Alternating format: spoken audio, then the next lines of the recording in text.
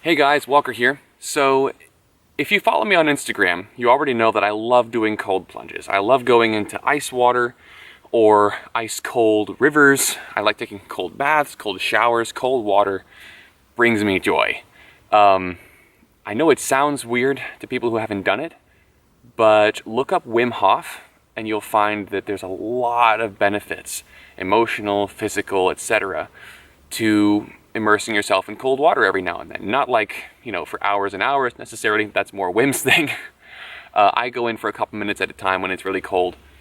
In fact, recently when I went in a cold river for the first time this winter, yay, I only stayed in for like 60 seconds. It was excruciating, but I felt amazing after.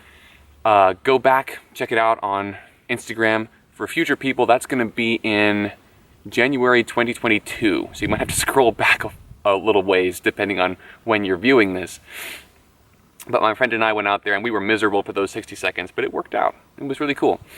So here's my step-by-step process for you to do your first cold water plunge.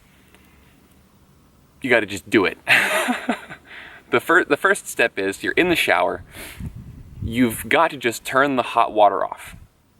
Turn it off, feel the cold water, turn the hot water back on.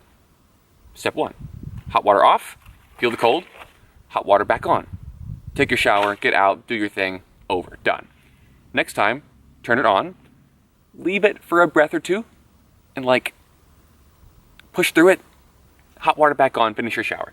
And gradually do some more time till you feel like you can do 10 seconds.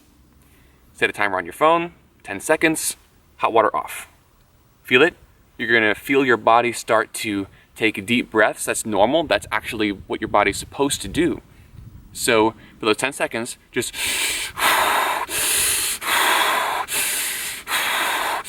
and try and slow down your breathing so that it's not the usual cold of but it turns into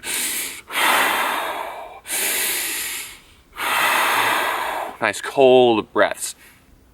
The Wim Hof breathing method. It should give you a thrill even when you're not in the cold water. That nice deep breathing. 10 seconds, 20 seconds, 30 seconds, 60 seconds, 120 seconds. Just kind of build up from there. And I will say the cold shower is a very different experience from being immersed in cold water. For example, if you have a pool or a friend who has a swimming pool, use that. I would say be inside, use the cold shower first, get used to that, and then you can start taking like a cold bath every now and then. And that'll be more intense than the shower because no matter what kind of shower you have, it's never going to be 100% or 95% or whatever contact with your skin at the depth of water that you'll get in the tub. It's going to pull a lot more heat off your body, give you a lot more intense experience, which could heighten your benefit. So I would say go from cold shower, cold bath, then maybe a pool. Outside, it's going to have a lot of that air passage. The cold ground is going to pull heat out of the pool. It's going to be very cold. My first outdoor plunge was a pool. The same friend that went in the river with me, someone in his family has a pool. He got permission for us to use the pool in the dead of winter. We jumped in. It was miserable for a few seconds. We got out, and it was great. So maybe do a pool. Once you've gotten to where you can do a minute or two, start thinking about the river or something like that. If that's on your list, it was on my bucket list and I did it. I want to go back and do it some more. But here are some things that I would say to have in place once you've gone through all these steps. I would say if you haven't gone through these steps, don't do the river plunge. For one thing, rivers are sometimes harder to get to.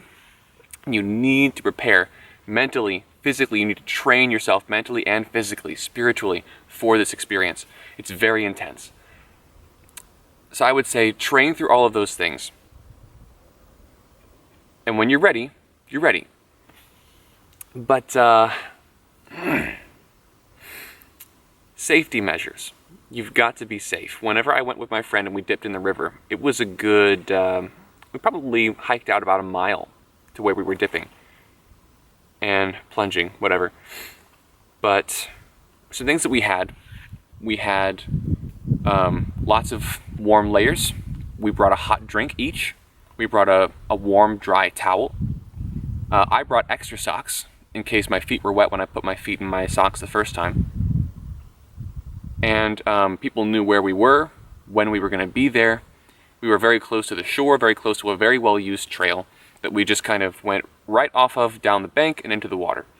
We were very safe. When we got out of the water, we immediately toweled off and threw some robes on. We had some warm, dry robes that we brought, some polyester, very, very fuzzy, very warm hooded robes, just phenomenally warm garments. So we jumped out of the water, immediately wrapped those robes around us, took a few breaths, and well, of course we toweled off and then put the robes on. Then once I had my robe on, I scrubbed the mud off my feet, put on my socks, put on my shoes, and then I just stood there. Started, breathing, taking some breaths, warming up. Then I drank my hot drink, put on my warm clothes, and we went home. It was all great. So that's my step-by-step process. If you want to get into cold plunging, take it slow. You don't want to, number one, scare yourself so you don't keep doing it. You also don't want to hurt yourself. You don't want to do anything dangerous. Now, I will say that cold plunges are remarkably safer than people give them credit for, but I would also say do be careful. It's very intense. So with that, stay earthy and, keep walking the mud, everybody. It's a great life.